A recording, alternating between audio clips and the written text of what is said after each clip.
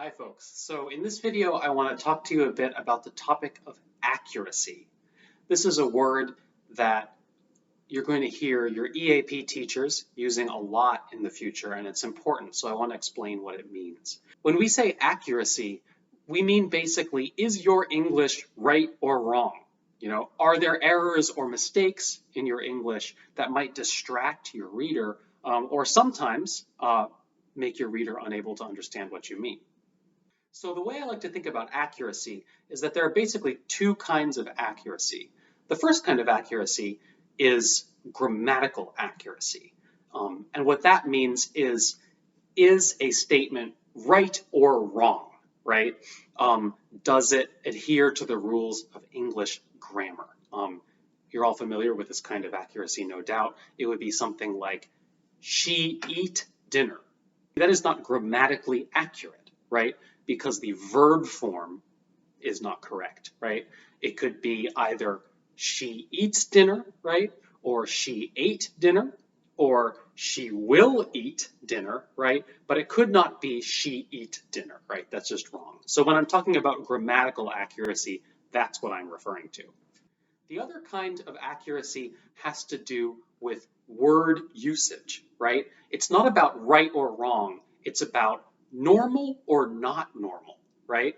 An example of that I like to give is that when I was in first year Chinese, I said to my teacher, 昨天我吃了一顿很大的晚饭, right?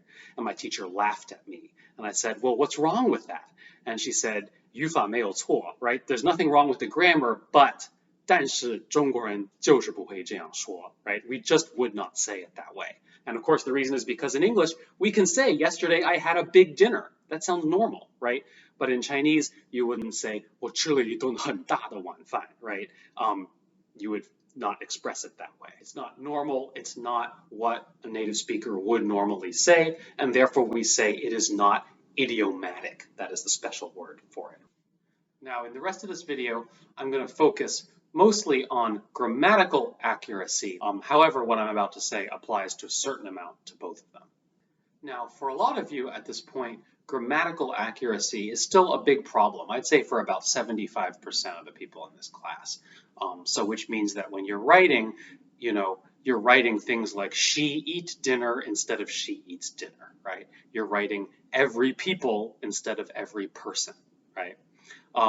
And when I mark these problems on your manuscript, usually you'll look at them and you'll say, oh, I know that's wrong. I learned those rules in high school, right? In fact, my understanding is probably your high school education in English was greatly focused on learning these grammatical rules, right? So, in other words, you know what is right and wrong, right? You have that knowledge, right? However, you're not using that knowledge when you're writing, right? That knowledge that you've accumulated in your head has not translated into habit, right? It has not gone from conscious knowledge to unconscious knowledge, right? And so when you're focusing on your writing, you forget about it. Now, in the short term, there are a couple of easy things that you can do in order to improve the grammatical accuracy of the papers you write in English, right? The first easy thing is you can proofread it, right? You can read it over again after you've written it, and look for those mistakes and fix them, right? And this is something I encourage you to do for your papers in all of your classes, right? In particular, I would encourage you to read it out loud, right? Speak it as you read it, right? So you can hear it, right? Because often you will notice that it's wrong when you hear it and when you say it with your mouth, and you might not notice that it's wrong when you're looking at it on the page. So that's a way for you to catch and fix the mistakes after you've made them, right? However, the real question we need to be asking ourselves is, how do you not make those mistakes in the first place, right? People who are really good at a language, right? They're not going through and fixing their errors, right? They're not making the errors to begin with, right?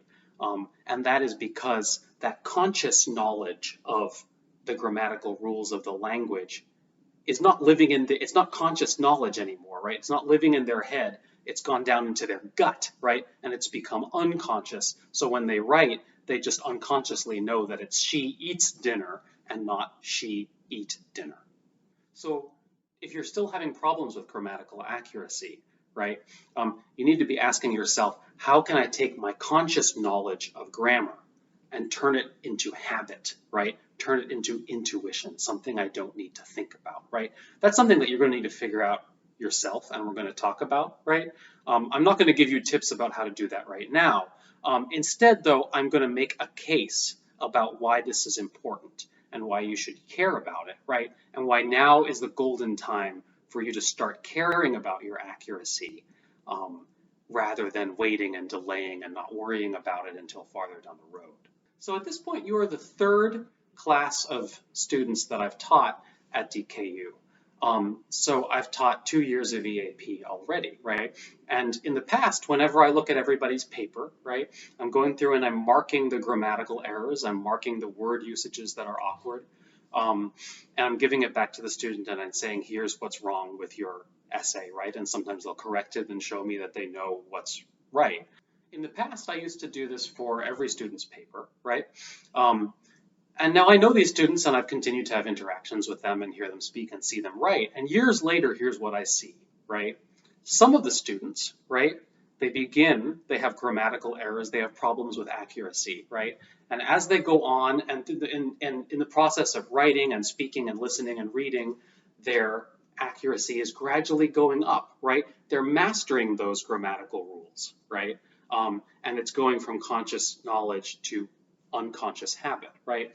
However, there is another type of student who starts making the errors, and I keep correcting them, and I'm always making them correct the errors, right? And then 2 years later, I see their writing, and it has not changed, right? They've been getting feedback from their teachers saying that the grammar is wrong, right?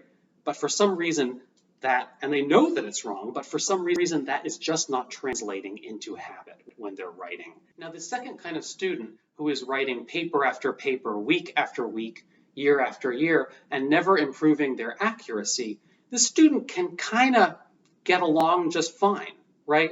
And the reason is because pointing out and correcting the problems in their grammar is never anybody's priority, right? It is never a top priority, right, for your political science teacher, right, to make sure that your subject agrees with your verb, right? They're not going to do that. They're worrying about how to make you understand theories in international relations, right? You know, your historian teacher is not going to check to make sure that you're using the right tense because she's concerned about how to make you understand a historical document. When they're reading your papers, they're not going to be pointing out these mistakes because that's not what they're focusing on. Even your EAP teachers, even for them, this might not be a high priority, right? They might have other priorities that come before that, which is asking whether you know how to write a thesis statement, whether you're expressing your ideas clearly, right? Whether you're using evidence to support your argument and that kind of thing. So for almost everybody that you're interacting with at DKU, right? It is not on the top of their priority list to point out and fix the problems in your grammar, right? It's down here, or maybe it's down here, right? It's not on the top. It's not important for anybody, except who? Hopefully it's important to you, right? And the reason is that I'm hoping that you want at the end of 4 years at DKU, at the end of 4 years having written countless papers in an English medium university, I'm hoping that you actually want to come out of that able to produce English that you're proud of, right? And show it to people, and other people will look at it and think this is someone who really knows how to write English, right? What you don't want, I think, is to graduate from an English medium university and write papers and other people look at them and think this person doesn't have a basic grasp of how English works, right? That's what I'm afraid of. That's what I don't want to happen, right? And so that's why I'm delivering this message to you right now, is because I want you to realize that now. I want you to realize that improving the accuracy of your English is something only you can take responsibility for, right? Nobody else is going to make it happen for you, right? You need to decide, this is a priority for me now, right? I'm going to focus on this, and I'm going to solve this problem, right? So that over the course of the next 4 years, I'm not simply repeating basic errors that I already know. That is my wish for you. That is my hope for you, right? That you start to make improving your accuracy a priority, right? But again, nobody's going to force you, right? And that's the difficult thing about it, right? Only you can make it happen.